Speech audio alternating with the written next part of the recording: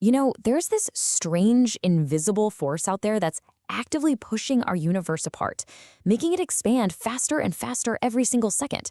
It's honestly one of the biggest mysteries in all of science, and it has a name: dark energy. So today, let's dive in and try to uncover its story. For the longest time, we thought we had the basic story of the cosmos pretty much figured out. The universe was expanding after the Big Bang, sure, but gravity was pulling back, acting like a brake. The big question wasn't if it was slowing down, but by how much. And then a discovery came along that turned everything on its head, leaving us with a much, much deeper question. What is this bizarre anti-gravity force pushing everything apart? So to really get just how revolutionary this whole discovery was, we first have to look at what scientists used to believe. The picture was of a universe with its foot firmly on the brake. They were about to find out it was actually flooring the accelerator. I mean, think about it. After Edwin Hubble showed us the universe was expanding way back in the 1920s, the logic seemed pretty simple, right? The universe is full of stuff: galaxies, stars, planets, all of it. And all that stuff has gravity. So every single thing is constantly pulling on everything else. This universal tug-of-war should act like a giant cosmic brake, slowing that initial expansion down over billions and billions of years. Because of that, cosmologists were basically debating two different endings for the universe. On one side, you had the big crunch. That's the idea that if there was enough matter, gravity would eventually win the tug-of-war, and everything would collapse back on itself in a fiery finale. The other option was a universe that just expands forever, but always getting slower. What nobody, and I mean nobody, saw coming was the reality: a runaway universe, one that's actually accelerating into the darkness. So, how on earth did we find this out? Well, like any great mystery, it was solved by some cosmic detectives following the clues. But in this case, the crime scene was the entire universe, and the clues were the faint, faint light from long-dead stars. To measure distances across the cosmos, you need a really reliable yardstick. Astronomers use something they call a standard candle. Just imagine you have a 100-watt light bulb. You know exactly how bright it is up close. So if you see it from far away and it looks dim, you can calculate precisely how far away it is based on just how faint it appears. It's a simple idea, but a powerful one. And as it turns out, the universe provides the perfect cosmic light bulbs for this job. They're a special kind of exploding star called a Type 1a supernova. These things are just astonishingly bright. For a few weeks, they can actually outshine their entire home galaxy. But here's the most important part. They almost always explode with the same peak brightness. They are the ultimate, reliable, standard candle. So here's how they cracked the case. Astronomers hunted down these distant supernovae and measured how faint they were. That told them how far away the supernovae were. But when they compared that distance to the speed the supernova was moving away from us, the math just didn't work. The explosions were fainter than expected. And if they're fainter, that means they have to be farther away than a slowing universe would allow. For them to be that far, the expansion of the universe itself must have sped up in the time it took their light to reach us.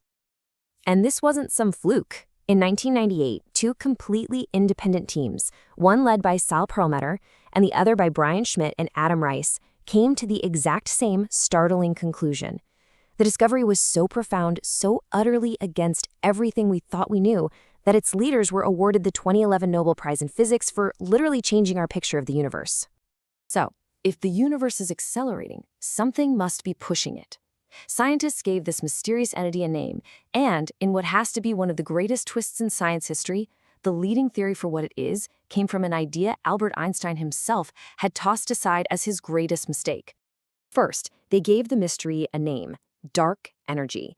The name itself is an admission of how little we know. It's dark because we can't see it or detect it directly, and it's energy because it has to be powerful enough to create a repulsive force that's driving the entire cosmos apart. The leading suspect for what dark energy actually is goes by the name cosmological constant. The idea here is kind of wild. It's that empty space isn't truly empty. The vacuum itself has a built-in underlying energy. So as the universe expands and more empty space gets created, more of this repulsive energy pops into existence, pushing everything apart even faster. And here's the beautiful irony. Einstein was the one who first proposed the cosmological constant, way back in 1917. But he did it to solve a problem that didn't exist. He needed a sort of anti-gravity fudge factor in his equations to keep the universe static, which is what everyone believed at the time. When Hubble proved the universe was expanding, Einstein ditched the idea, calling it his biggest blunder. Turns out, he may have been right for the completely wrong reason. And this dark energy isn't just some small effect. It's incredibly dominant. When we add up all the stuff in the universe, everything we see, stars, galaxies, us, that's ordinary matter, and it makes up less than 5% of everything. The rest is a total mystery. 27% is dark matter holding things together, and a whopping 68% is dark energy pushing everything apart. We're living in a universe dominated by stuff we frankly don't understand.